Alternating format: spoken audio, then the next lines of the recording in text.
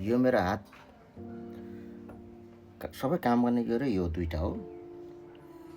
कतै ठोके जस्तो पनि लाग्दैन, कतै के भयो जस्तो पनि लाग्दैन, तर कतै ठोक्यो कि त्यो पनि याद भएन। यस्तो पेन भइरहेछ कि तपाईँको सहनै नसक्ने गरी क्या। हुनाले कामहरू केही कामहरू गर्न नमिलिरहेछ कि। अनि भनेपछि तपाईँहरूको जस्तै अम्लो भोगहरू कतै एउटा अम्लोमा चोट लाग्ने कति साह्रो दुख्छ भनेदेखि झन् मेरो त यो मेन काम पनि यही हो।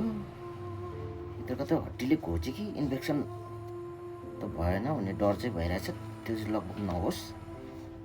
अब के हुन्छ हेरौँ होइन।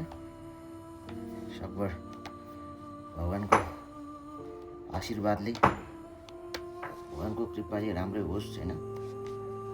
किनभने गाह्रो हुन्छ। यो मोजा कस्तो खालको मोजा, मास्तिर लामो तलतिर छोटो छोटो। ल कस्तो मजा लिएँ मैले।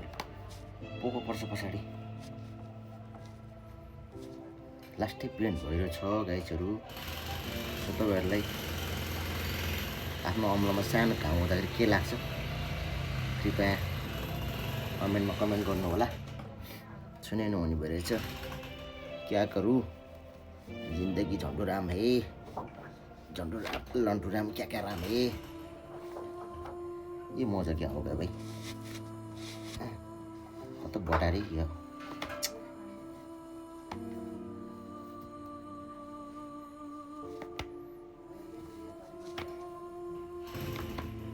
कत गयो मोजा। ए दिमाग खराब। कति बजाउँछ ब्याटाटा ब्याटाटा गरेर।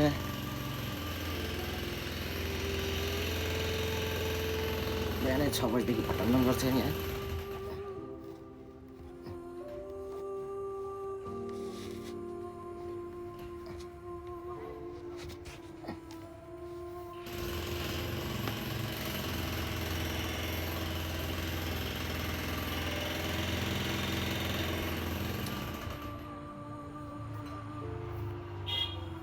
के हो मोजा यो पाङ मुक्ति हो।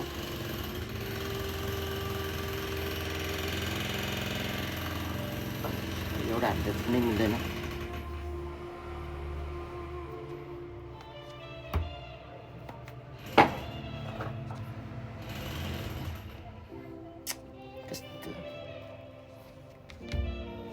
एउटा हातले छुनै मिल्दैन।